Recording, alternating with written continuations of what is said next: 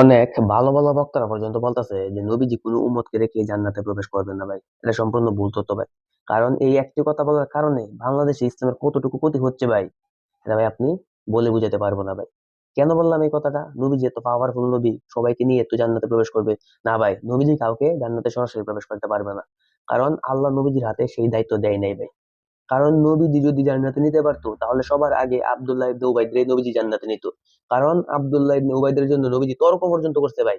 তারপর আল্লাহ আব্দুল্লাহ ইবনে উবাইদের মাফ করেন নাই ভাই। আর আপনি ভাবতেছেন যে বসে বসে জান্নাতে চলে যাবেন।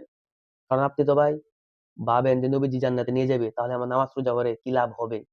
এই যে কোরআন ভাই, একমাত্র ভাই কোরআন মেনে আপনার জান্নাতে যেতে হবে ভাই। কারণ যদি ভাই আপনি নবীজি বলে গিয়েছিলেন সাতাফতারিকু উম্মতি আলা সাবিনা, দুইটা জিনিস রেখে যাচ্ছি, একটা হচ্ছে আল্লাহর কোরআন আর একটা হচ্ছে সুন্নত। এই দুইটা জিনিস যদি আপনি মানতে পারেন তাহলে ভাই আপনি জান্নাতে যাইতে পারবেন। না হলে ভাই আপনি যত বড় নবীজি ভক্ত হন না কেন, যত বড় নবীজিকে ভালোবাসেন না কেন, আপনাকে নবীজি জান্নাতে নিতে পারবে না ভাই। নবীজি নিজেই বলে গিয়েছিলেন যে আমার উম্মতের ভিতর 73টা দল বের হবে, মাত্র একটা দল জান্নাতে যাবে ভাই। তাহলে ভাই নবীজি এই কথা বলে যেত? এটা ভাই আপনার বুঝতে হবে। আমি নবীজিকে অপমান করছি না ভাই, অনেকে আমাকে ভুল বুঝবেন। আপনি ভাই ব্রেনের ভিতর ঢুকান, তারপর বলেন।